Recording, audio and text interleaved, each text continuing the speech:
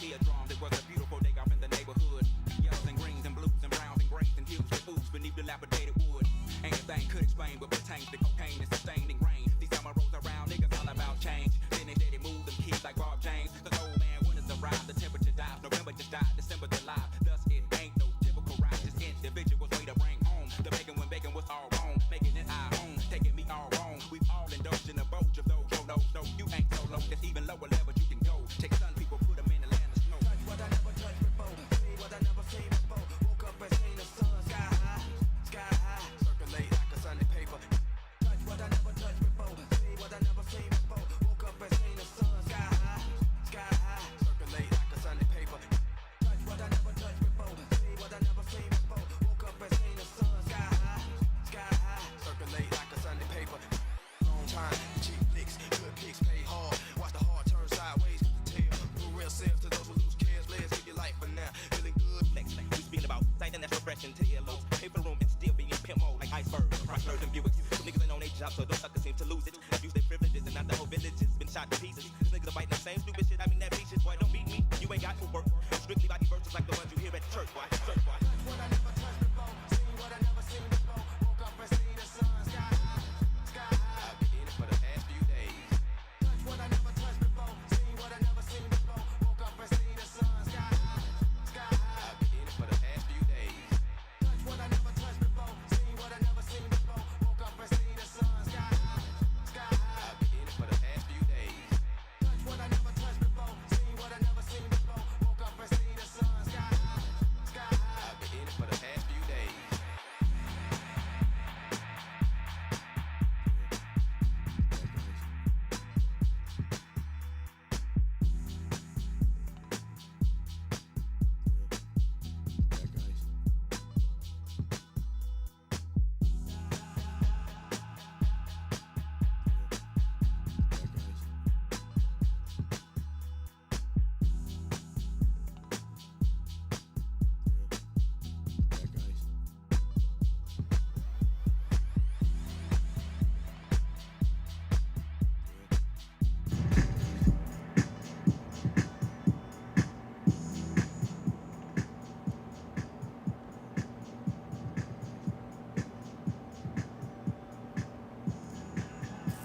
Hello everybody, happy Wednesday afternoon. My name is Elise. Welcome to my tea table and welcome to a live Constitution study group.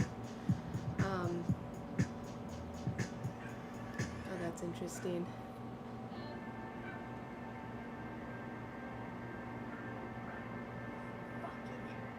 Oh man. Sorry about that. Yeah. Welcome to my tea table. I got distracted. Bitcoin started parking and then, hey Don, good to see you. Happy Wednesday. Thanks for stopping by and saying hi. That was a good time last night, huh? That was a good time last night. Made a lot of new tea friends. I was really happy about that. Yeah, I was doing gaming and Don was hanging out on Facebook, but we got 2 different tea raids, which was great. All these great new tea friends joining us. Vodka, speaking of, hi. Yeah, I was just chatting with Dawn about how much fun it was last night making new friends at the tea table. Yeah, welcome to the Instagram stream. So I multi-stream across several different platforms, including TikTok. It's Elise. Yeah, Elise is my name. Elise, and E-L-Y-S-E. Thank you. I appreciate you clarifying that. Elise and Bitcoin, but I'm totally comfortable. People identify me as T-Let, and I'm fine with that. I had to get over that a long time ago. Like when I made the choice, when I started the company, to like dedicate all of the social media to have a really personal touch to it, which would be like my journey of building this business and networking into the tea community and traveling and learning. So Dawn says just call her T-Boss. Boss is now like kind of a demonized term, which, you know, is kind of a related to today's topic. We'll be talking about social cohesion, which the genesis of this topic came from last Friday's stream where I talked about the concept of fragility. And I will be referencing the same article, the same World Bank study that we reviewed on Friday, but taking it a little bit, oh, T-Goddess, I like that. T-Fairy. Although even Fairy is like on the chopping block right now, like, you know, first of all, the tea lady. Yeah, I'm just the tea person. Hey Robert, good to see you. Thanks for hopping in. I hope you're doing well. Yeah, I'm excited. Today's topic is going to be great. I got a couple of great articles lined up. You know, because it's interesting, in last Friday's article, I came across the repeating statements and advice from that World Bank article, which is 245 pages long, by the way. Not a short one, not a short report, but that they kept focusing that social cohesion is the most ideal. And so then I took that to another level and did an academic paper review of social cohesion in constitutions, including our own constitution, which, if you've been here in the study over the past year, we've read the Constitution, you know, 10 times over, including several different Federalist and Anti-Federalist papers, and it's just, frankly, non-existent in our Constitution. You know, we have, you know, all men created equal, not in the Constitution, but in the Declaration of Independence. But, you know, we got the 14th Amendment, which does establish that, you know, if you were born here, if you're here, then you have rights, you're a citizen just like everybody. But even that doesn't address, you know, public sector infrastructures that support and build social cohesions. But I found a couple of articles where there is active work going into developing constitutions and other public sector infrastructures that do have social cohesion baked into it, specifically South Africa, post-apartheid South Africa. So I thought it'd be kind of cool, like we're going to kind of leave. And that's kind of been a theme, because last week we left the United States and went to go look at the Tokyo, or the Japan, sorry, because of the Tokyo Olympics. We went to go look at the Japanese Constitution, but today we'll be looking at, you know, kind of formulated constitutional structures that do address social cohesions, because sociologists are starting to realize that social cohesion is essential for reducing fragility. And that's something in that World Bank article, and I'll go over it again after I brew tea. I'll go over it again. Did state that fragility is something that exists in every state. It is something that exists everywhere. It exists within a continuum, which is not linear. So, you know, like the whole start of this conversation came because of the concept of white fragility, which I didn't know anything about, and that's because it's a very modern term, only published for the first time in 2011, but now has become a big part of the discourse around anti-racism, and it has never been directly tied to other forms of social fragility, you know, especially the types of fragility that are cited in places like Afghanistan or Somalia. But in this article, it says, no, fragility exists everywhere, and it manifests in different ways, and it's all, you know, based in the same problem of fragile relationships, interpersonal relationships. Hi, Aunt Rita, good to see you. Happy Wednesday. I hope you're doing well, Aunt Rita. Thanks for stopping by and saying hi. I'm talking about social cohesion today. I'm learning a lot. Last week I was accused of white fragility publicly in front of hundreds of people, and I accepted it and learned from it, did some research, and been kind of digging deeper into understanding what it is. Yeah, Rita, you're so sweet. It's good to see you around here. So, Aunt Rita, on Wednesdays in my live streams, I do a Constitution study group. It's, you know, it's at times pretty elementary, but at the end of the day, it's pretty important as well. And we talk about different relevant issues. And yeah, right now I'm talking about social cohesion. So Dawn, yeah, the story, I haven't really shared the story. I guess I should provide some context. I haven't really shared it on the stream because, you know, I don't know. It's my story to process, but basically I was in someone's live stream and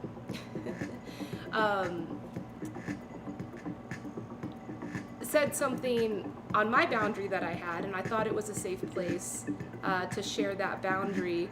And I didn't even think that it would have been acknowledged, but the person that was streaming, holding space, and was being very vulnerable, sharing their experiences around trauma on social media, being a marginalized person advocating for you know, restorative culture and kind of the trolling that they face.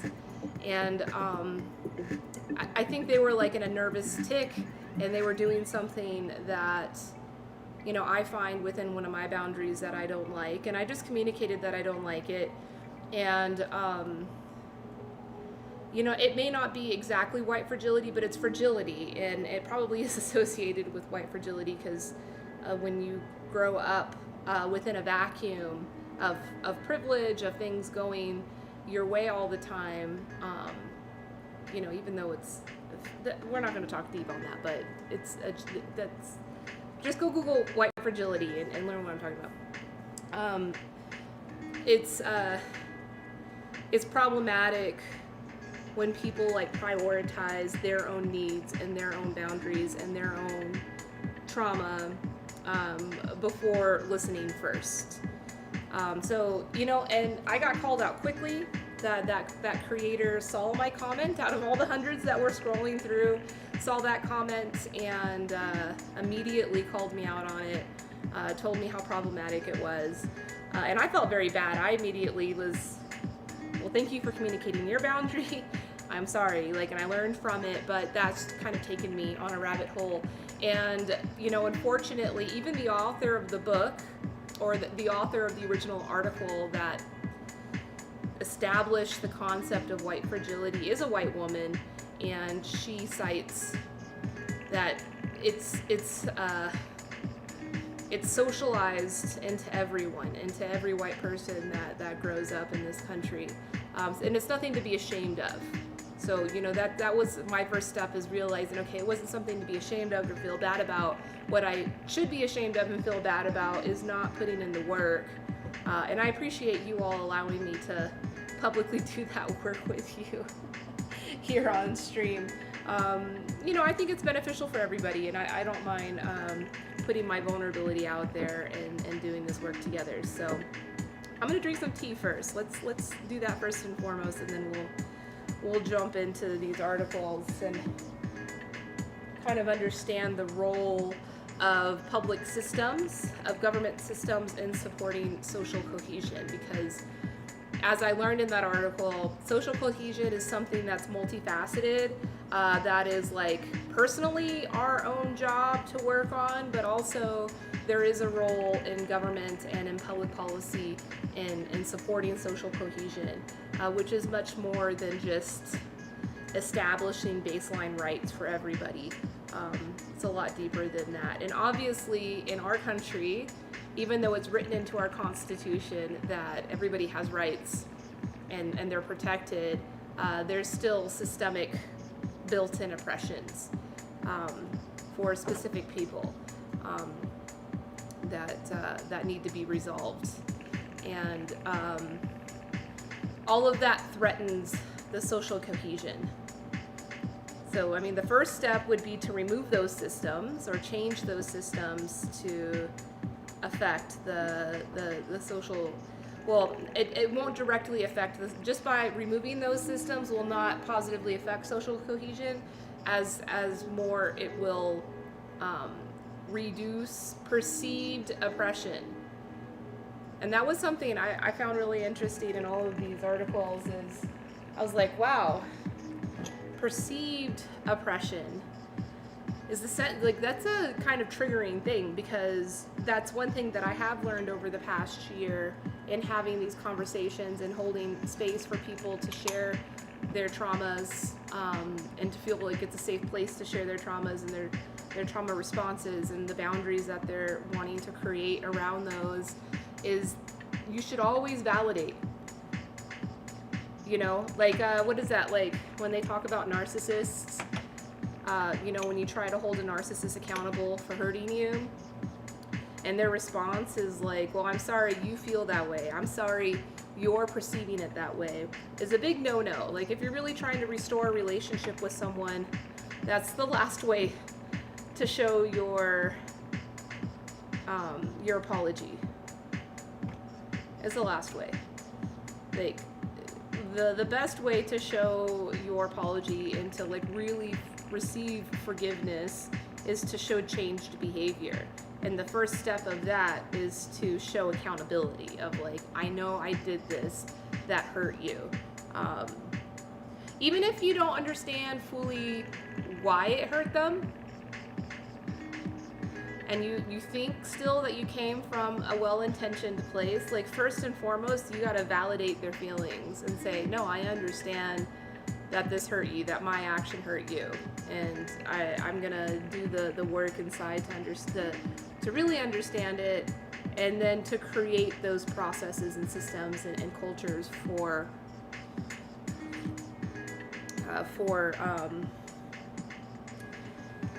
changed behavior. Right, that's what's most important, is change behavior. Like, if anybody out there, if you're seeking forgiveness from someone that you love, or even not even someone you love, just some random person, the best way to get it is through your changed behavior, and not just in a performative way, like in a real way. And it could take decades for them to see that, and it's okay.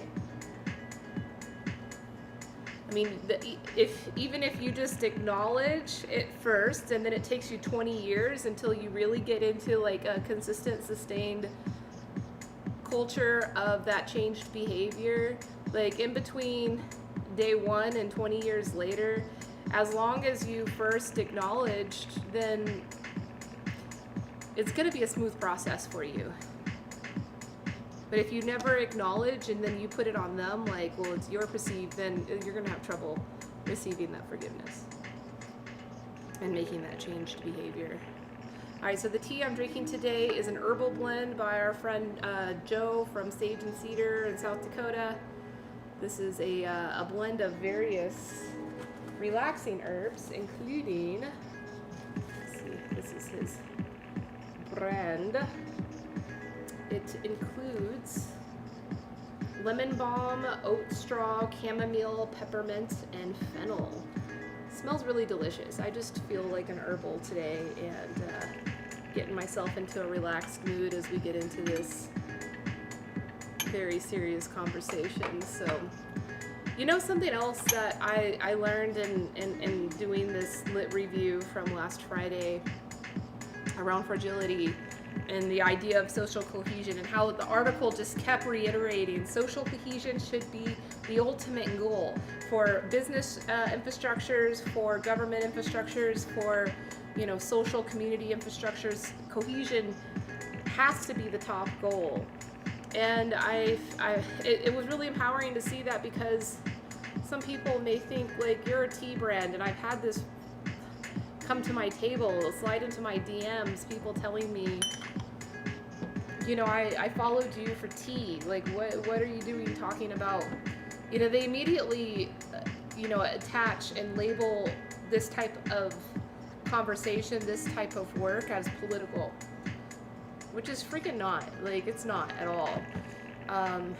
But, you know, that's just their fragility. You know, not feeling comfortable talking about these things, not feeling comfortable talking about inequities in our systems. And it's not just in the United States, it's a global thing.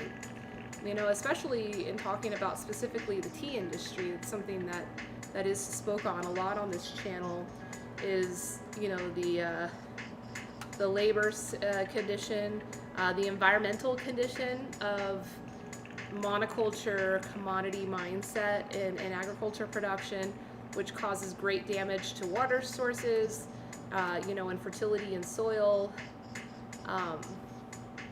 Some people would say, this is tea education. We want to learn about Gung Fu Cha. We don't want to learn about those things. And I really come to find out that, fuck it, it's work that we need to do. And it's work deserving of this channel. And I appreciate you all being a part of it, And we get to drink tea and learn about tea at the same time, but we also get to have these great conversations just to learn how to be great people. So this tea is a little bit, probably don't even need a filter. It's in pretty small little pieces, so I'm actually just infusing it with a very, very slight little crack in the Gaiwan lid to hold off any of the small little fragments, but it's like just dripping slowly, which is nice. It's nice. Actually, I'll just leave it there. Why not? It all makes sense. And so even in the business function, outside of this marketing and messaging and conversation space holding that I do on this channel, the Tea-Lit marketplace and the business model that we work within is a function of social cohesion building, because a lot of social cohesion is built upon trust, perceived oppression. Which, yeah, I'll go over that again, because I was surprised to see that term perceived was allowed to be in there. And I don't know, maybe that vocabulary will change, because I feel like when you start adding in words like perceived, like, oh, you're just perceiving that's just the way you see it, it's not reality, is invalidating to someone's feelings, to someone's trauma's response, versus validating of yes, it's true, it's valid that you're feeling this way. But after reading the article and seeing that they mean perceived as in even if it's perceived, it's valuable, it's valid. But I don't know, I just think it's kind of triggering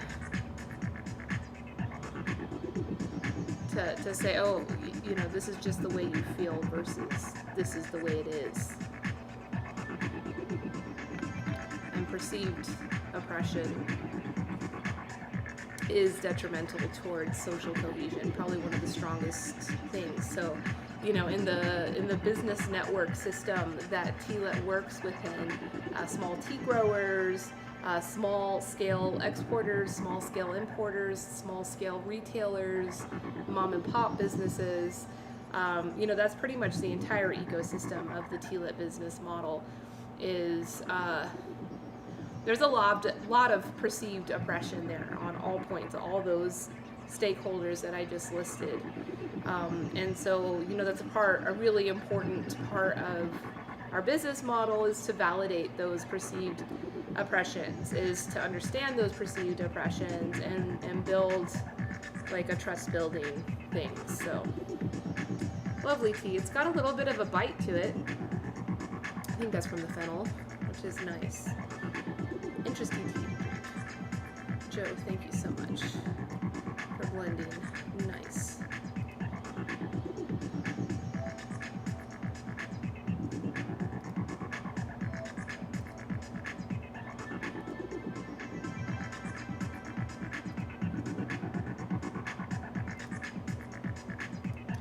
Alright, so I'm just going to jump right into it. Okay, so first and foremost, I want to revisit the important parts from Friday's. Hey Princess, good to see you. Thanks for hopping in. Happy Wednesday. I do a Constitution study group on Wednesdays, so the conversation tends to get a little heavy, talking about social issues, and today talking about social cohesion, and government structures and government systems that can support social cohesion. I just finished explaining how my business has that all baked into it as well. The building the social cohesion within the supply chain network of quality agricultural products such as tea. And today I'm drinking a beautiful herbal blend from my client in South Dakota. Oh, you just like, yeah, Cedar and Sage. So, Dawn, that's Joe. Joe hangs out with us on Thursdays. You might recognize him. That's his business. Yeah, he started, he's got an incredible story because he was incarcerated for 5 years and discovered Taoism, which then kind of took him into the journey of learning herbalism, and then that eventually got him into tea, and then he met us, and we do a lot of work together, and I look forward to doing even more work with him in the future. Yeah, it's very cool. I love the tea community. We're all well connected. Okay, so I'm just gonna rephrase the most powerful sections of the intro of the article from the World Bank about fragility. And I'm using the word fragility here. It is citing traumatic fragility, like countries that are in states of unrest or tyrannical corruption periods. But I think it can also be applied to the concept of fragility in the context of white fragility, which is what I mentioned earlier. So if we look at fragility as not only a problem of state capacity, but also one of relationships in society, in other words, although some elements of fragility emanate from the state, others are deeply rooted in societal dynamics. The way individuals and groups interact and the relationships that form out of their interactions. This includes the relationships between groups in society and the state. Seen in this way, fragility is not a static condition, nor it is an all or nothing experience. Fragility can best be understood as a continuum. Societies can experience extreme state failure and violent conflict at one end and varying degrees of fragility at other points along the continuum, including the fragility that white people feel when you want to talk about racism or you want to talk about marginalization of various communities or colonialism or any of those things.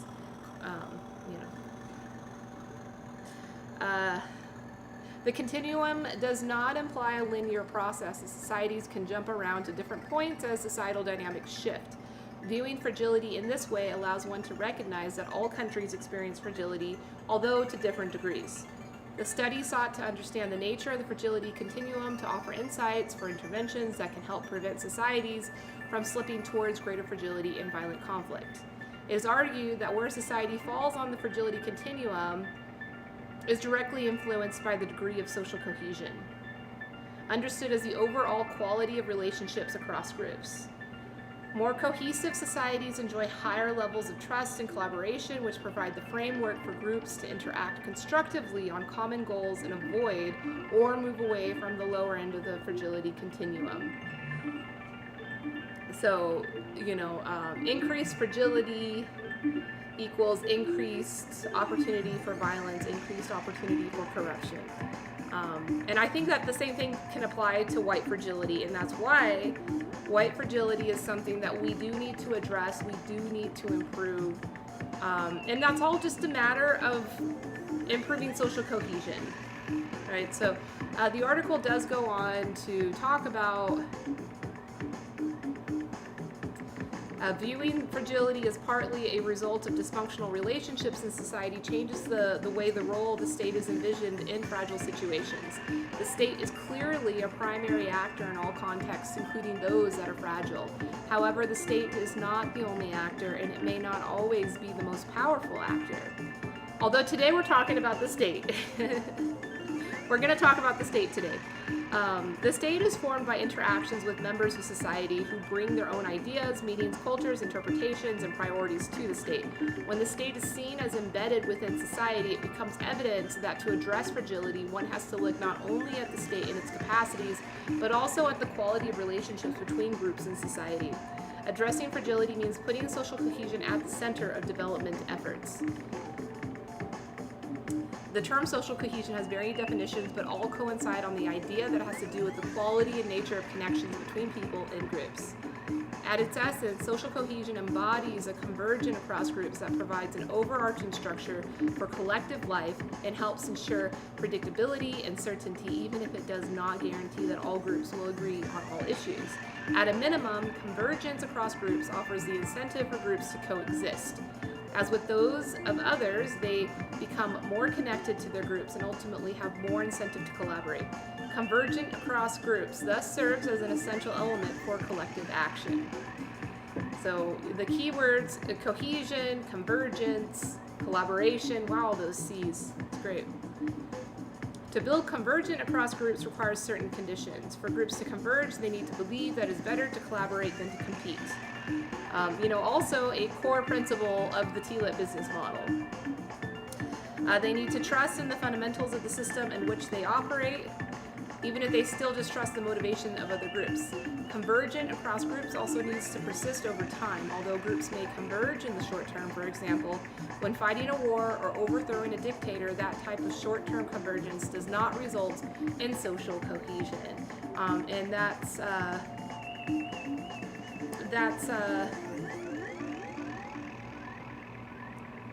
going to be like the example of what we're seeing,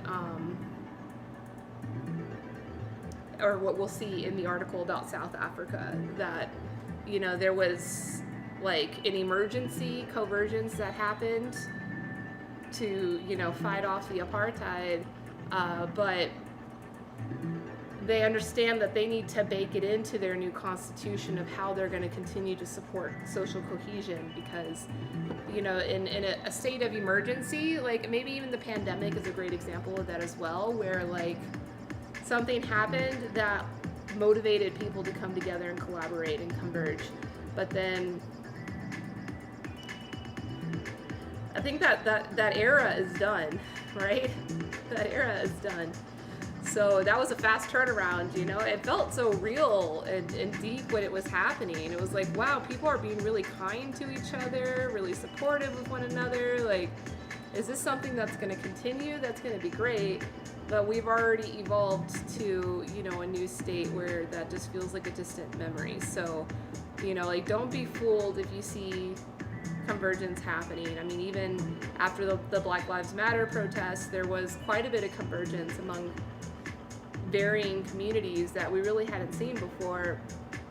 But that's, kind of diluted away a little bit. So, or maybe a lot of it. I don't know. I'm not well versed in those actual numbers, but it's definitely true that convergence has really kind of fizzled. A convergence that is not sufficiently inclusive may create grievances that cause those excluded to react, creating negative effects on fragility. Finally, convergence has to be based on some common understanding of the often subconscious rules that determine how a society functions. So this is intersubjective meanings. If the point of convergence includes various qualitatively different or competing concepts, the convergences will be short-lived. And I'm going to go ahead and put the link to this article in chat. Should have done that earlier.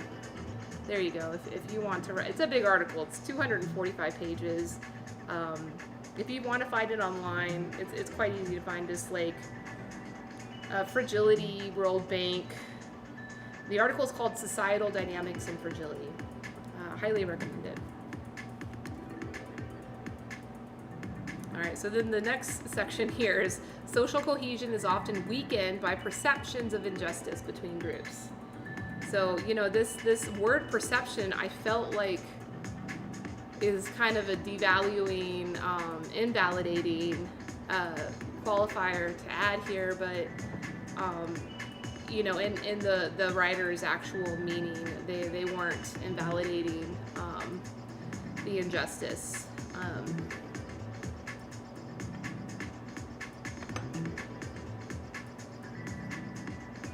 Because I guess, like, even if something is perceived and not real, it's still valid,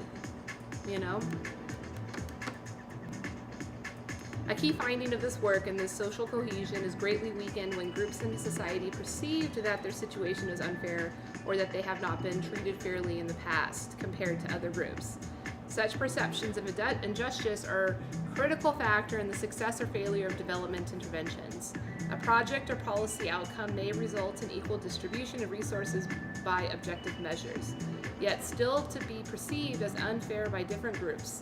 In part, the reason is that groups differ in their conceptions of fairness. That is, the same development outcome can be perceived as fair or unfair by different groups because they apply different criteria to access fairness or to assess fairness. Fairness as respect, fairness as a process, and fairness as inclusion and voice are often as important as fairness as equity, or more so. Certain contextual factors exacerbate perceptions of injustice. Perceptions of injustice have more negative effects when groups have rigid identity boundaries. Rigid boundaries can also contribute to the internalization of injustice and stigma by marginalized groups. Perceptions of injustice can provoke groups to coalesce inward, defining their identity more narrowly in opposition to other groups. Elites or other actors may also be able to mobilize groups with rigid boundaries more easily, especially if those boundaries are hardened by perceptions of injustice.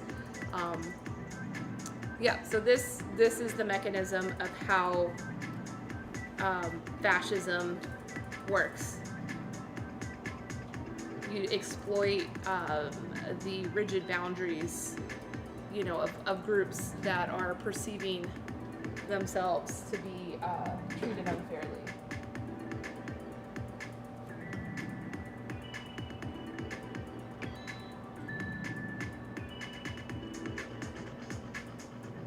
All right, so I think that's enough from this article. I've kind of got to touch on the rest of this report has more detailed chapters on all these subjects that I just looked at, including case studies from the various places that they've done their work, which I believe included South Africa, Yemen.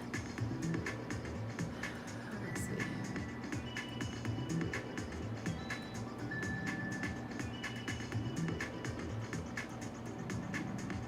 Yeah, I'm sorry. I forget Botswana.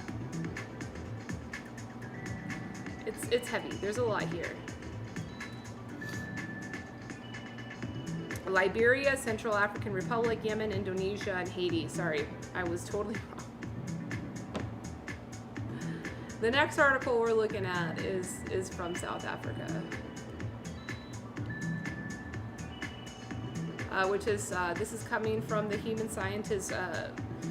Sciences Research Council, and it's titled Cohesion, the Constitution in Life in Post-Apartheid South Africa.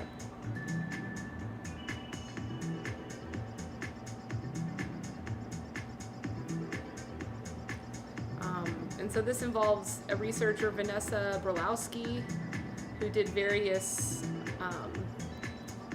group discussions, roundtables to understand the sentiment of people in South Africa following, or post-apartheid. So what these focus groups reveal is an intense contestation over the conditions of life in post-apartheid South Africa, expressed particularly through the regime of rights and its impact on daily life and conditions of lack and deprivation. Post-apartheid South Africa has been characterized by significant amounts of death, in particular in relation to HIV/AIDS epidemic, but also crime. In this context, the right to dignity of life is enshrined in the Constitution appears highly problematic. So, I guess, I'll look that up real quickly just to understand some context more about the Constitution in South Africa.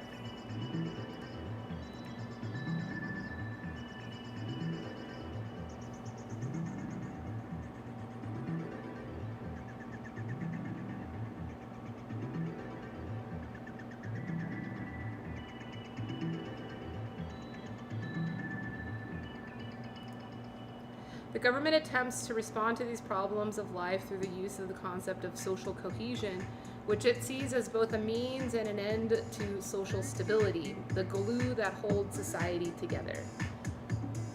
The government report, Social Cohesion and Social Justice, acknowledges that social cohesion and social capital are often called upon or recognized in terms of crisis and emergency. Exactly what is this crisis? What has been lost or is in decline in the South African context remains ambiguous, but is frequently expressed in terms of a decline of moral values, as evidenced, for example, in the Moral Regeneration Initiative and the often repeated lament about the loss of weakening of values such as Ubuntu that ostensibly held society together in more positive ways in the past. And I believe Ubuntu means unity, one of the more well-known Swahili words. The author, Jacob Dlamini, has written in the light of nostalgia for the past, and the discourse of adults in many of the focus groups point to this nostalgia for a time when values, hierarchies, and identities were less fluid, more certain. Whatever the empirical foundation for the sense of lack or decline, what these assertions speak to is an anxiety about the changes brought about by the transition to democracy and the need to attempt to resurrect certainty in a social domain torn apart by past repression and the rapidity of contemporary changes.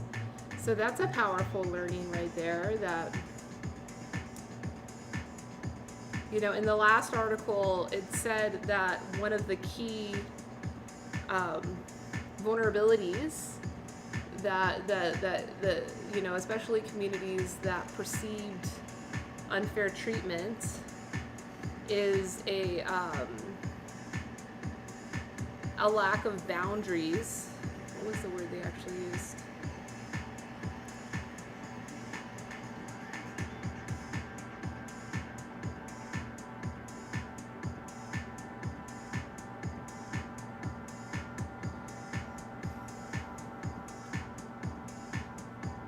Rigid boundaries.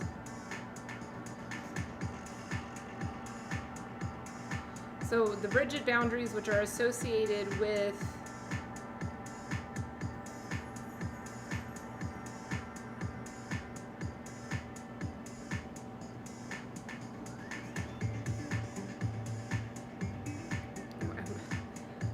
the identity more narrowly. So it's an identity crisis. It's like, it's something associated with having a strong identity. So, you know, why I'm bringing this back up in the context of this paper for South Africa is this like kind of ironic observation that the author wrote about in the nostalgia for the past. It's like, well, why is there a nostalgia for the past, which was probably even more marginalizing, you know, versus this new era of democracy, this new era of, you know, everybody having dignity, you know, a right to dignity. And perhaps the reason why is because at least when they were within those established, you know, caste systems, there was a stronger sense of identity. You know, not saying that it's good, it obviously wasn't better. Like any caste system is a large challenge in society. Creates not only perceived injustices, but actual cemented injustices. But at least it provides a sense of identity, and that's weird. So what would be the solution? Like, how do you encourage a sense of identity while at the same time supporting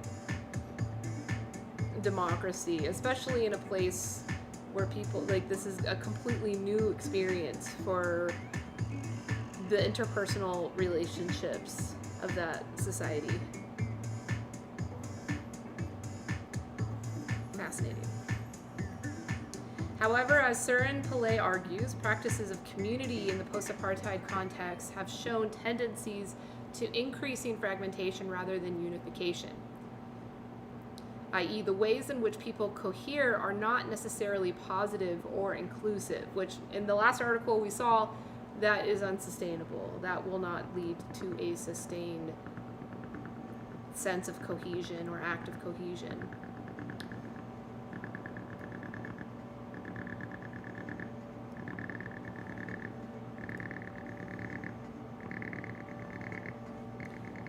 Answer someone's message real quick.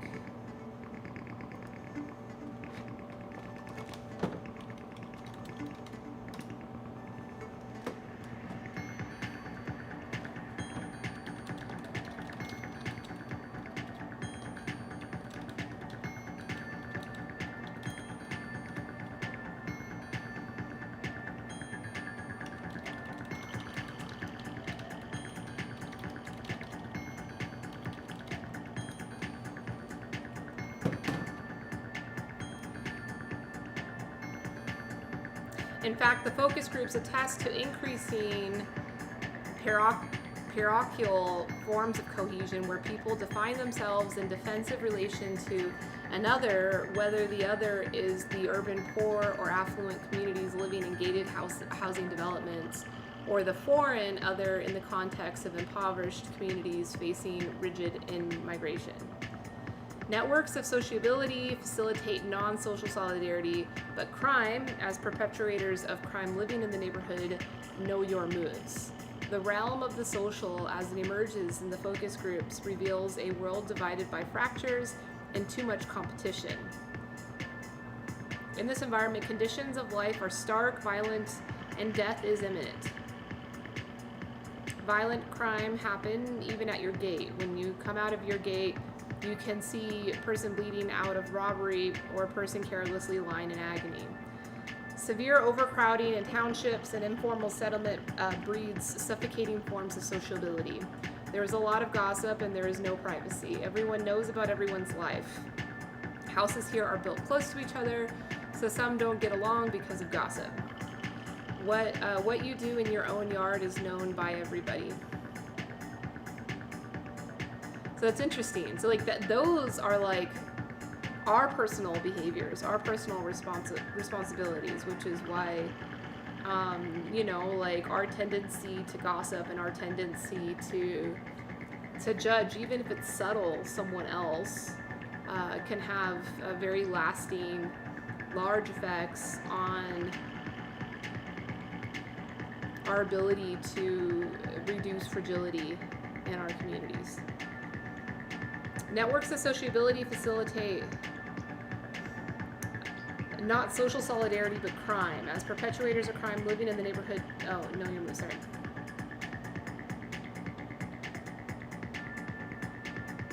Yeah, they know your moves. And in this context of intense competition, jealousy flourishes. Neighbors don't get along because they're very jealous of what others have. In such a world, poverty must not be allowed to show. An appearance of success must be maintained. Status is critical. For young men in particular, consumer goods gained either legally or illegally are overt signs of success, providing access to status and style. As a young man in Atteridgeville explained, people here are very competitive. They want to be seen. They like expensive brands. Before 1994, we had one common goal that bind us all, which was to do away with apartheid government. After 1994, we were faced with challenges such as drugs and lack of infrastructure. I think that there's something even for us to learn in our own society from these lessons. Changing values and nostalgia for the past. In this uncaring environment, adults look to the past with nostalgia. The post-apartheid context represents an opening up, racking with ambiguity. Previous networks of sociability have dissipated. The past, marked as it was by apartheid, is valorized. We must have hope Nyanga can go back to its old days. Apartheid itself generated unity and resistance. Before 1994, we had one common goal, which was to get rid of apartheid. After we were faced, we already read that quote. So like all of those quotes there I'm reading, those are from the focus groups that the researcher did from various people, since you're not able to see the text from the article. The regime of rights is seen as having created dangerous new avenues for the contestation of general generational hierarchies, particularly in terms of the right to dispense punishment. Nowadays, there is no discipline. Families in our times used to discipline children, but now children have rights. When we were growing up, it was tough because of apartheid, but at least there was order, discipline, and respect. On the other hand, young people feel that parents do not provide the guidance and protection they need. Even old people do not show us direction, and we don't learn good things from them. However, youth in the post-apartheid context appear significantly demobilized. Political organizations in Sanko are basically made up of old people. Involvement of the youth is lacking, and few members of the youth are involved. Instead, it is, as one young man put it, party days. Young men spend most of their time there at street corners, me and the guys. Which could be a product of that social status symbol goal. If you have the leisurely time to do that, that could be showing your social status. In this context of change and upheaval, the state is experienced as a direct part of the problem. It appears in these narratives as utterly corrupt, antagonistic, lazy, and drunk. If rights were threatened generational relationships, they have also threatened gender hierarchies. As a One Focus group participant put it, we also have the problem in which women are in affirmative action, which results in a lot of problems because they think that they are bosses of the whole world. That was a quote. Hey, Chef, how you doing? That was a quote from one of the members of the focus groups, a man older than 25. That's something that happens here so bad. It's like people develop prejudice against someone else, citing affirmative action as the reason for their judgment against them. Women are widely blamed for the loss of control over children. Mothers are the ones that spoil kids. Women are accused of abusing the rights regime to make false claims of rape. Rape is not actual rape. Real rape is the one you read in the papers. Yeah, that's a whole other conversation too, that we are also troubled with here in this country. Holding the state to blame. In this context of change and upheaval the state is experiencing as a direct part of the problem, it appears in these narratives as utterly corrupt, antagonistic, lazy, and drunk. The people working for the government, there is something in them that is not good. They do not want to help. They're poison a problem here. And that was a woman saying that.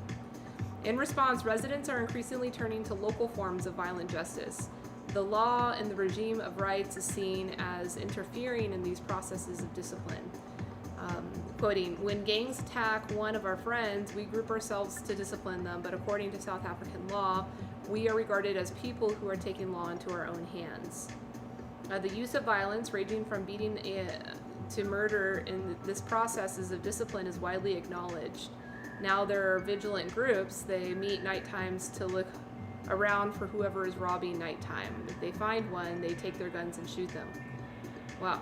Okay, so there's some vigilante going on. In response, residents are increasingly turned to local forms of violent justice. What we can make of the social relations outlined above, how do they relate to government policy? While the picture painted by the focus groups may be a harsh one, there are mediating forms of social connection. Where I live, we are very neighborly. We love and help each other. We don't have, you have a BMW and I don't. We don't say you have a BMW and I don't. No, we just live nicely with one another. Networks of solidarity help to mitigate some of the effects of poverty. If one runs short on transportation fare, it is easy to ask the neighbor to help you. Well, it's good that vibe exists. However, it is mainly older women who talk about these bonds of sociability. Quoted, from our age group and upward, when there is someone from Nyanga who passed away, no matter where she or he stays, we will go and support that family. This is not happening to the youth. What then of the youth? A group of young men asked about the future of the township of Atteridgeville, where they live, responded with astonishment, future of Atteridgeville, there is no future here. And this was men aged 18 to 24 saying that about their own hometown. Post-apartheid, which is sad, because it was such a huge accomplishment for democracy for them, yet these problems are still existing.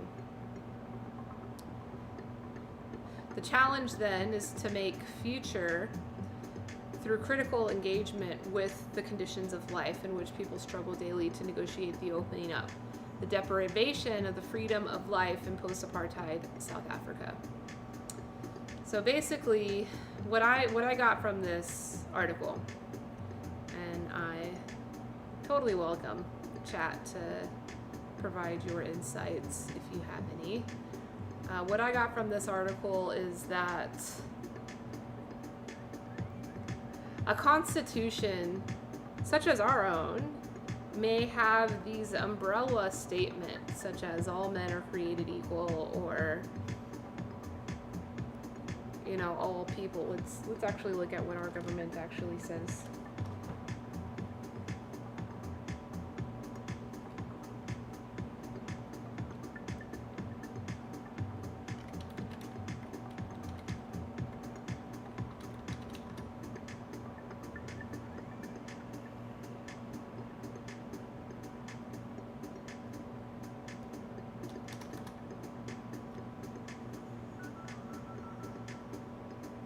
This is the 14th Amendment. This is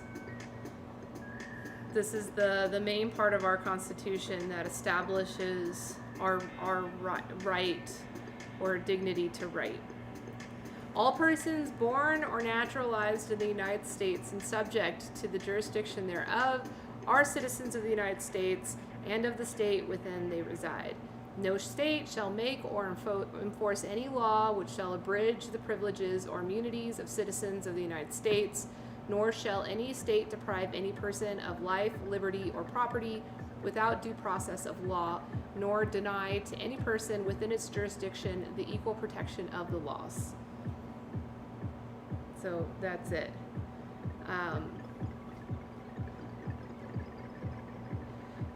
And this amendment was passed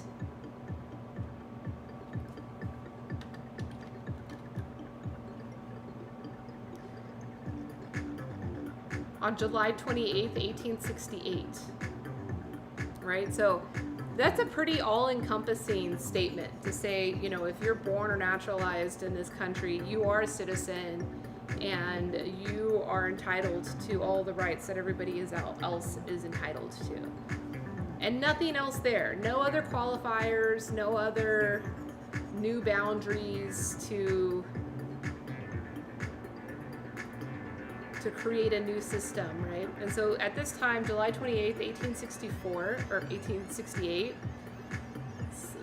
a long time ago, and at that time,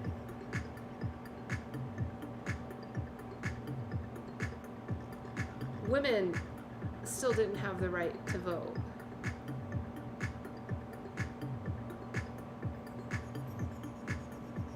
There was still large-scale marginalization existing at that time. Yet this amendment, our Constitution says, no, everybody is to the same rights. And that's problematic, as we saw with, the case with South Africa post-apartheid. It's like they just made this overarching statement that all citizens have rights,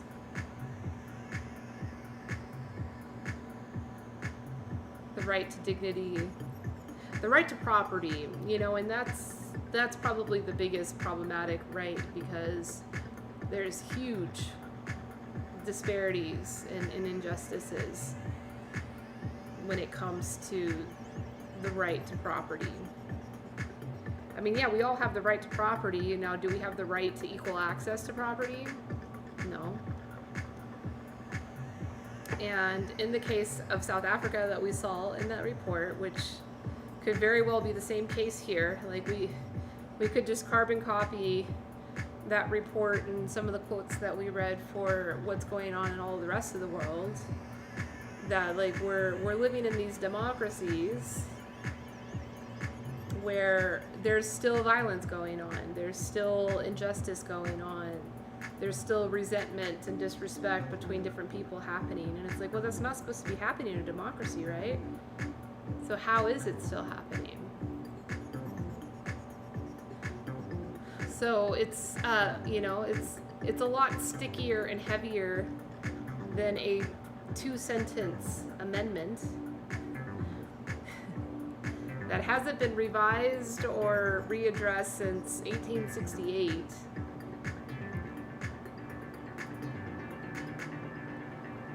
And that amendment alone is enough, to support people that are suffering from white fragility, to say, no, it's not a problem. We got the 14th Amendment. Everybody is the same. We're all equal. So you have to work harder and work deeper. And, putting it together with the first article that we read, it's almost like you have to not institutionalize, but you have to, on a constitutional level, address the current status quo of sociability. The good, the bad, and the ugly. All of it. You can't deny any of it. Because the second you deny it and just put this like overarching umbrella statement, no, we're all equal, it creates a lot of confusion of everyone, not just of the privileged or not just of the marginalized, but of everyone. It creates this confusion of identity, which then in turn affects perceived injustice,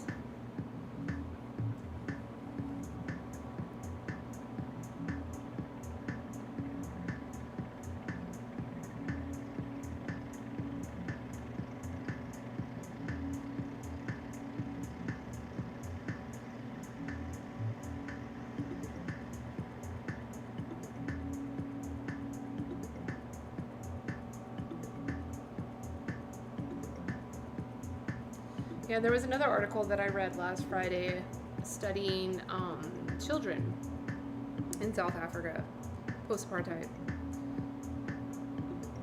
And the reason why they had trouble connecting and collaborating with others in their communities was because of a lack of self-identity.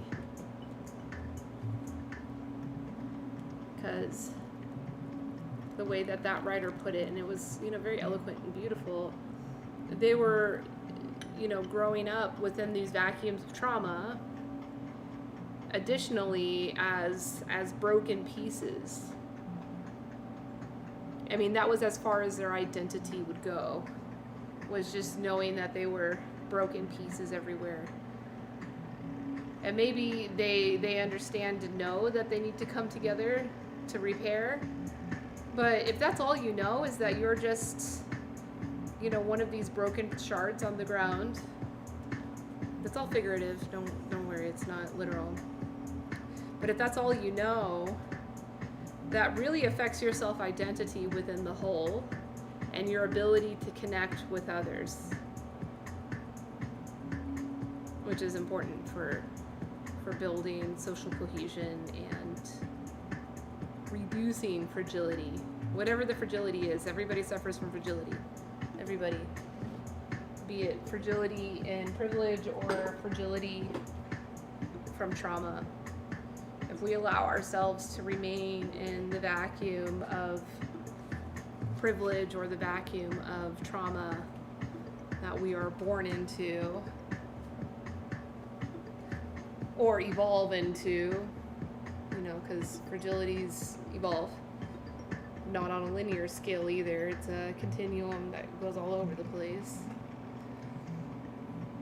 We'll never build the power to stop the cycles.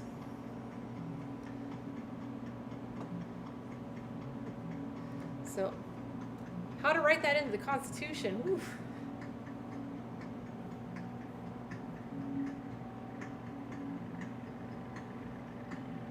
It's almost like we need a different branch of the government. Like, it may be worthy of an entire branch, you know, because we have the executive, that's the president, and, you know, the final decision maker that has to put the final stamp on everything. Then you have the legislative, which they're the ones that make the laws. They're important. We can't get rid of them either. And then we got the judicial. You know, it's like the court system, how we handle justice. Not going to get rid of that. But, I mean, perhaps we need an entire, even other branch just for social cohesion.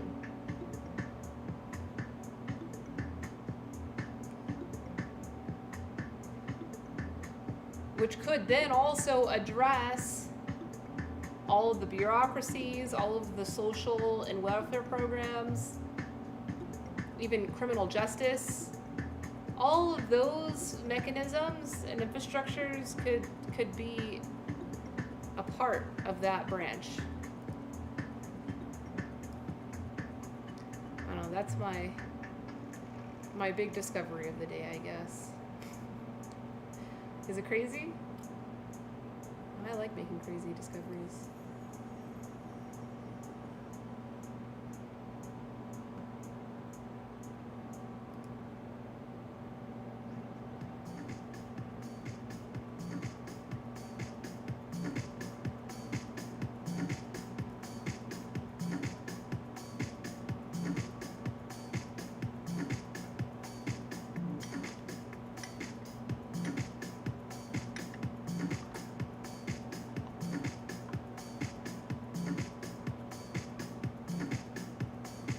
Because right now, all of like our public programming, social programming, bureaucracies, those infrastructure systems are not addressed in our Constitution. And they should be, right? They should be.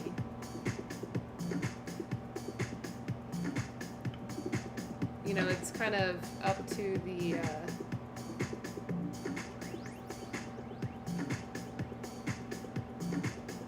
oh, cool. Academy Impossible. I don't know if you're here right now, but I'm totally watching your Are you live right now? Yeah, you are.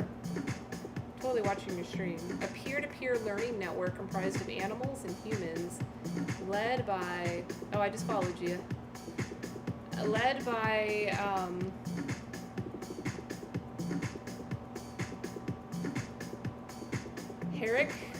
Herrick Laren, AOI director, with the help of Mirlatron, media producer, Larry for Short, interactive producer, MetaViews, executive producer, and Panda Smiles, 19, online community manager. Cool. So you just like live stream various animals. That's cool. I just followed you.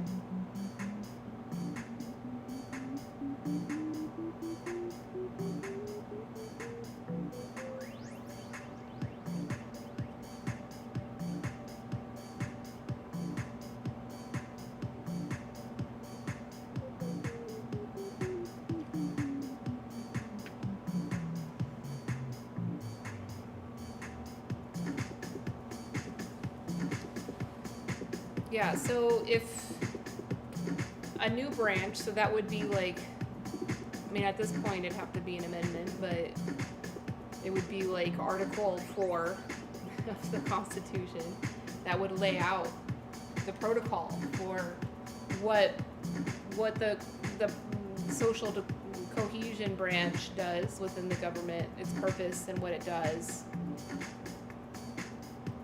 And that's where you can kind of lay out these like open-ended protocols of how to maintain, because like social cohesion, just like fragility, is ever-changing and on this continuum. So that's a problem with writing constitutions or other protocols of civility, is that you need them to be timeless, right? So you need them to be sustainable, that they'll last a long time and remain relevant. And our Constitution has been doing a good job of that. I mean, obviously there's glaring deficits, such as the 14th Amendment that we just looked at, but you know, the Article 1, you know, which lays out the protocol for the executive, been working pretty good over the past 300 years.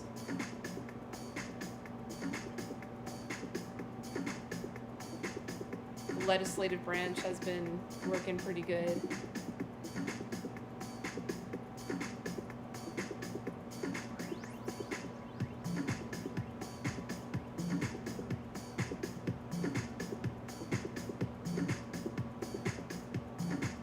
Academy Impossible, I'm still watching your turkeys. I'm gonna try to look at your other videos.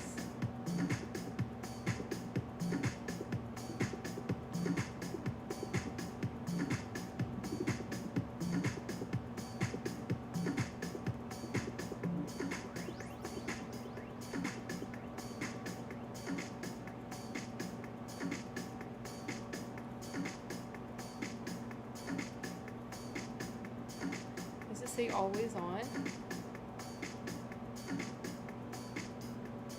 You're always live. Wow, you live stream the whole farm. That's so cool. I'm gonna share your channel in chat.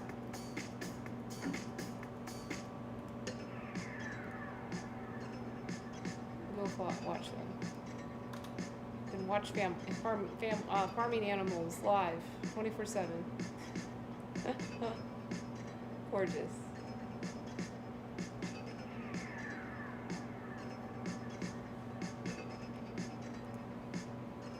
What would it take to add a new branch of government to the Constitution?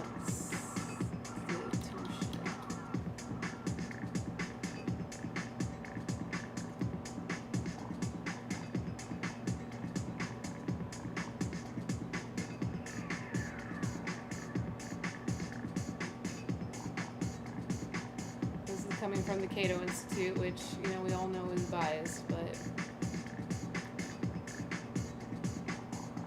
Congress can't create an independent and unaccountable new branch of government. Well, of course not, but they could create an accountable one. They could create a new branch. Why the fuck not? Because it says in the Constitution that any kind of amendment or change can be made either through a vote or through a constitutional conference, which we haven't had a constitutional conference since the very first one. The original conference in Philadelphia, where the original Constitution was agreed upon. And I figure, man, what isn't it about time? Like, I understand there's a lot of division going on, but it's about time. The Founding Fathers crafted a system of government in which legislative, executive, and judicial authority were each entrusted to different entities. Their purpose in choosing this design was to prevent the consolidation of power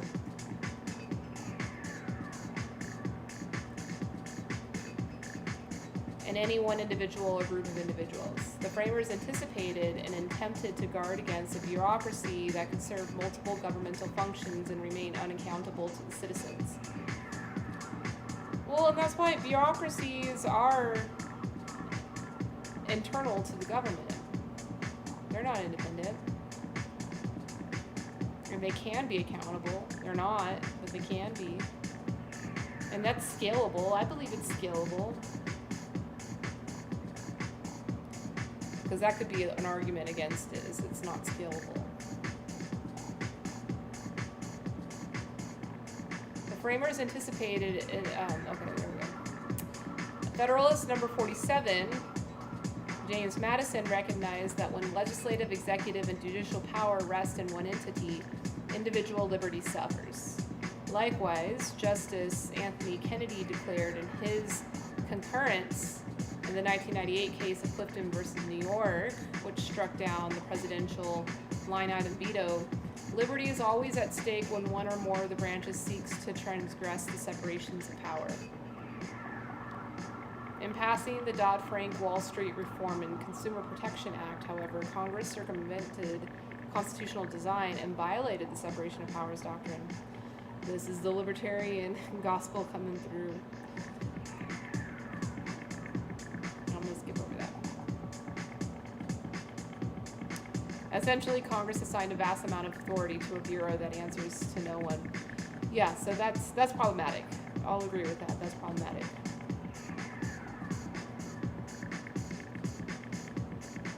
Which is why large constitutional infrastructure changes like that should require more than just a vote. It should require very deep discourse, information collection, sharing,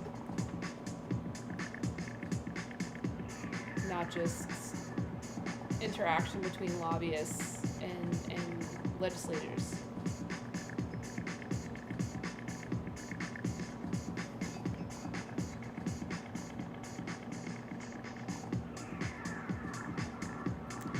Let's finish the story. When a challenge to Congress's unconstitutional delegation went before the U.S. Court of Appeals, or the D.C. Circuit, the court refused to consider the impact that the CFPB's actions had on individual liberty.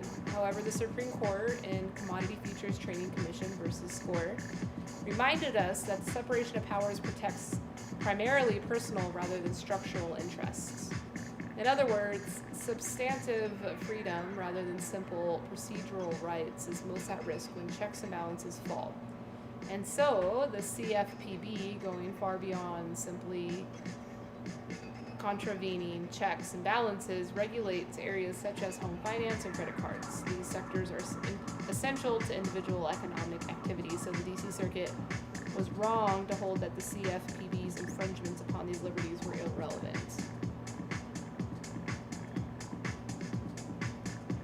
Man, what a thing to be in the Supreme Court and have to make those types of judgments.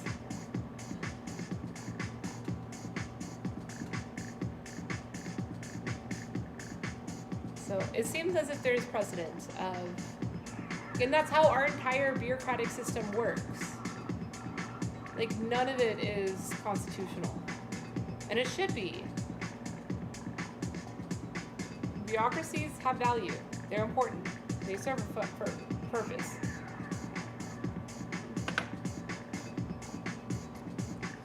And ultimately, they serve a purpose of social cohesion. Right? They're like systems of fairness to make sure that everybody's following the laws.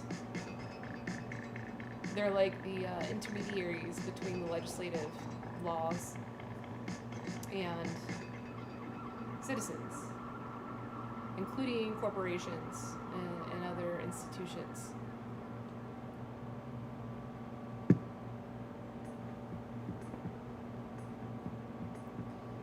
So that's interesting. Let me see. Do any constitutions address bureaucracies?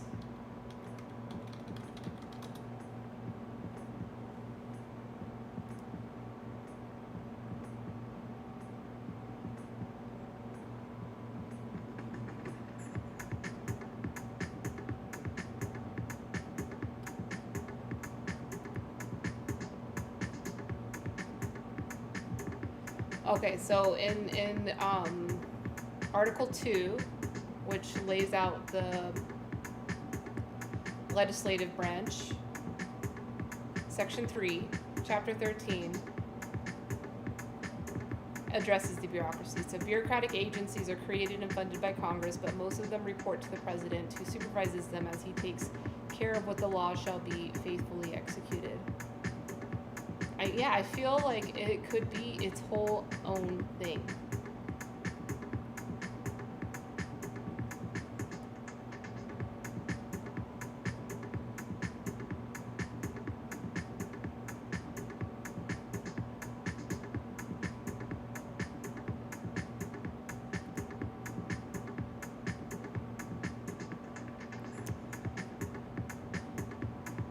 You know, and that's it. That's the extent that our Constitution addresses bureaucracy, which leaves it super open-ended.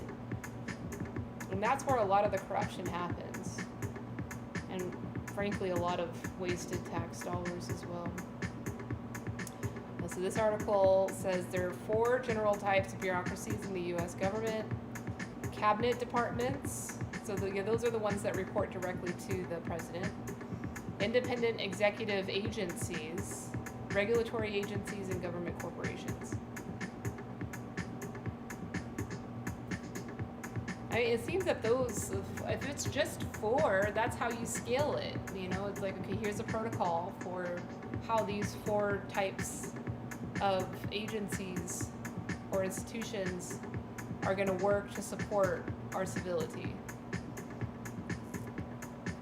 Which ultimately is the social cohesion. That's what's actually for the people.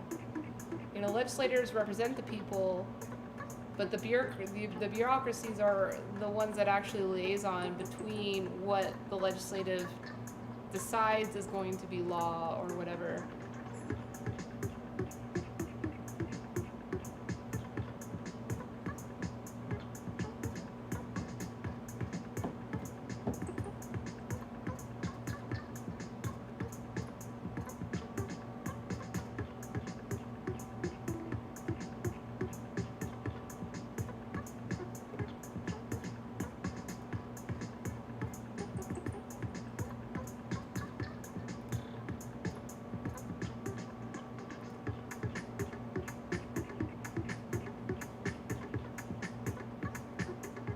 Hey, what's up?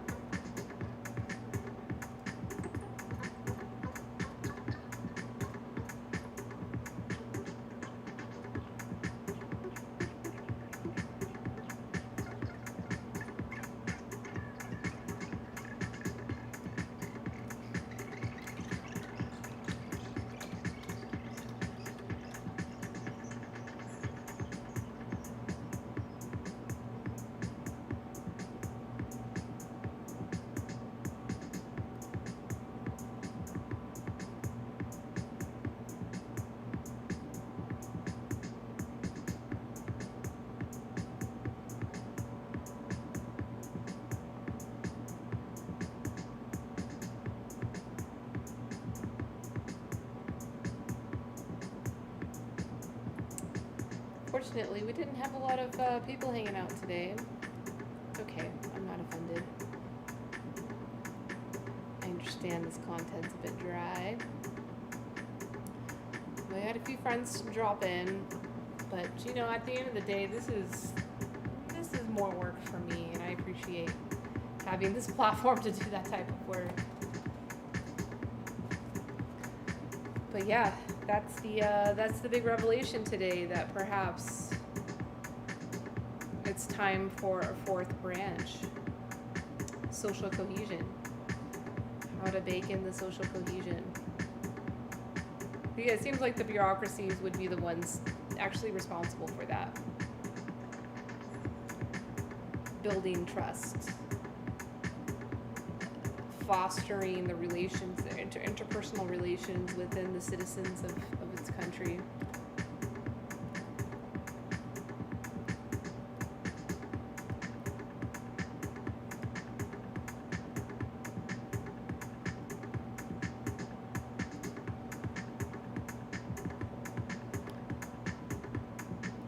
Shall I take Academy Impossible to raid Academy Impossible?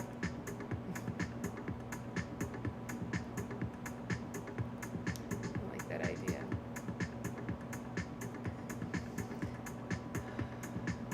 Okay, well, I'm going to say goodbye to all of you all. I hope you have a wonderful night, and we'll see you tomorrow for tea talks in the virtual tea house. Hope to see you there. Hope to tea you there. Bye. My Instagram.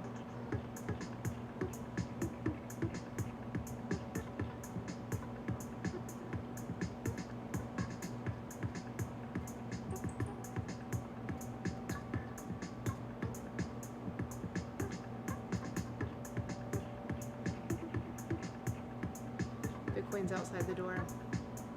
Wondering, why is this door closed?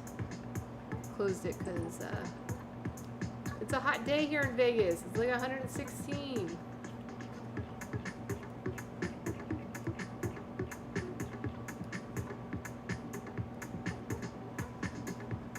And I got the AC running on in the tea room. I want to make sure I don't waste any of that hard-earned cool air with the warmer air out here in the warehouse, which surprisingly is still not that warm. Not too hot out here. I'm still feeling comfortable, so I'm grateful that this swamp cooler is holding it down. But yeah, I guess I'm gonna go. Maybe I'll go raid. I'll go raid their own channel. That's funny. Academy Impossible.